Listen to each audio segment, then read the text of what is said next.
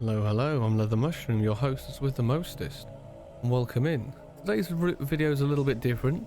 It's not a review, it's just taking a look as we're taking a look at Trenchfoot, which is a Doom 2 total conversion mod, and there's only one map out for it at this moment, so I don't really think it's fair to do a review of a whole mod based on just one map. Yeah, there's just not enough content to do that sort of thing. So this is just us taking a general look, and it's set some kind of alternate history for First World War. We take control of Master Templar, who is a fanatical and ruthless enforcer of the one true faith. So as you can see, there's going to be I think there may be a strong hint of, are we the baddies? So I think that feel carries quite well through the game, but it's portrayed very well. Without further ado, let's jump in. If you want to go and check it out, links will be in the description below to the mod, the creators, and Pocket Dystopia over on YouTube, which have got some really good animations done in the Doom engine. So let's get in. Obviously, bring them on, as we always do. We start off in this chapel. Some really nice sounds. Decomposing corpses on the floor as we go. Sirens going off in the distance. There's obviously, you know, in wartime, it's always a very big thing of, where should we put our dead and dying? Ah, we'll put them in the chapel because, you know, God will bring them right back to life. So we've obviously been put in there by the looks of it because they thought we were dead, but we're not. So we need to help them get out, but the infidels are everywhere. Ooh, we have to fight our way through the dugout, into the firing pits, get this red key, and we need to bring it back and, you know, help our guys escape at least. Without further ado, let's go and do that with a cheeky look at the ceiling. Open the door. Now the revolver, the starting weapon, is an absolute fucking nail driver. It sounds good.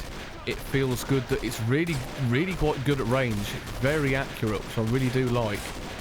You know, you can get some really nice shots off, apart from when your own guys step in front of you. There's a little thing I'm not too happy about this. I think there's too many NPCs in it from your side, and it can get a little bit convoluted in combat when they're all around. It's great clean rooms too, by the way, as you noticed. Now, onto the trench gun. Single barrel shotgun, same reload animation used for the super shotgun. Sounds fantastic. Does everything you want a shotgun to do. Just like that. Including, it's very effective at mid-range for flying bastards, as I like to call them. Once again, we have a mod with flying bastards in, people. On to the MG. Pretty self-explanatory. Nice high rate of fire machine gun. The ammo's cap's been set up to 400 rather than the standard 200 from the chain gun.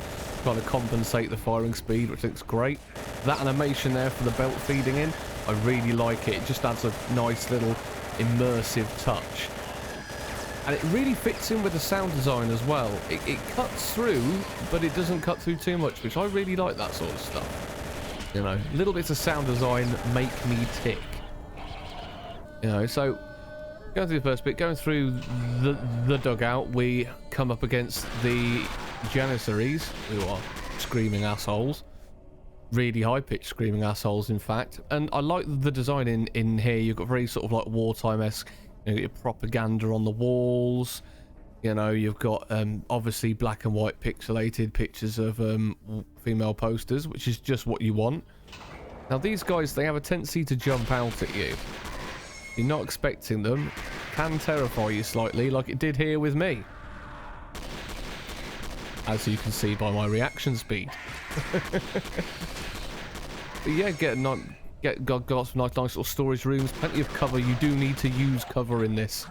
With how cramped all the spaces are, you cannot just run and gun. So if you're a full-on run and gun doomer, I'm sorry, because this is where you'll see it. The trenches, long, narrow, high-sided, enemies at elevated positions as well. You can't stay still too long, but also you need to use cover. So it's a bit of a balance, but it really adds a very tense feel to the combat. As I say again, this trench gun doing exactly what it says on the tin. Gun in a trench, clears said trench. I mean, what more could you want? As you can tell as well, we've got enemy noises from Quake thrown in there. Now we've got to the firing pits, so the enemy's going to attack anytime soon. So you can see our boys here all gearing up, ready to go.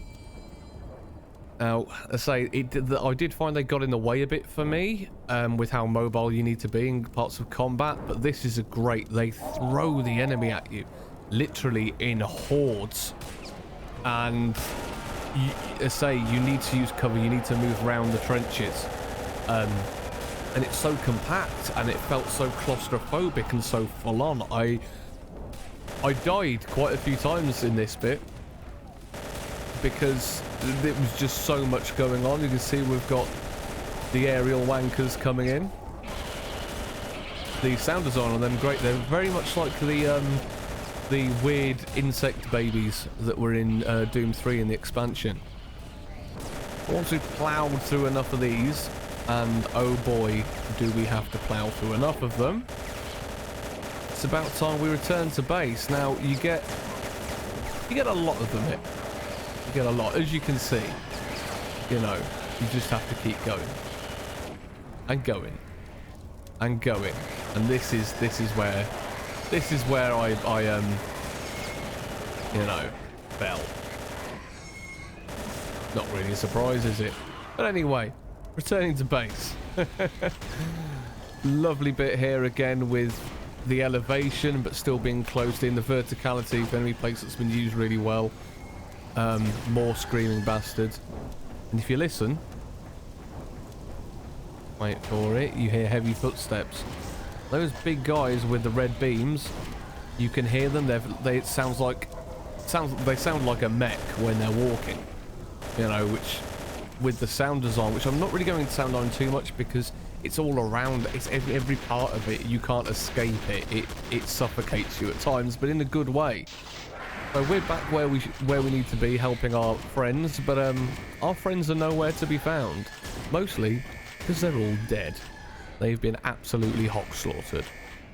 The last bit, we think we're going through a door into safety, and 3 of these shiny gits jump out with the laser beams. Now, the lasers they fire are done quite well. The timing between each beam is just enough for you to think they only fire one at a time, but actually it's one whole animation. It's not two separate fires, which can really throw you off. And I'm down to 8 health here with only ammo really for the pistol, so I've been absolutely cheesing it because I've got 8 health. Why would I not cheese it? And because they aren't projectiles, they aren't standard slow moving projectiles. They're quite fast. You can't really dodge. They do kind of hit scan you a little bit, but it's okay. Now, get in the lift, and that's us. And you can see what I mean by full on. That's a total of 520 enemies now. I didn't even kill all of them. There are a couple of sections in that where I fucking legged it. I was getting murdered. It'll take you about half an hour to complete. And do you know what? If you've already got GZ Doom, you've got half an hour. Do it. It's absolutely wonderful. I've enjoyed every second of it. Like I say, I'd like to see the amount of allied NPCs taken down, or maybe a little more expansion with the areas just to give you more freedom of movement, because they do get in the way, and obviously you can kill them yourself. But what I played, I really enjoyed.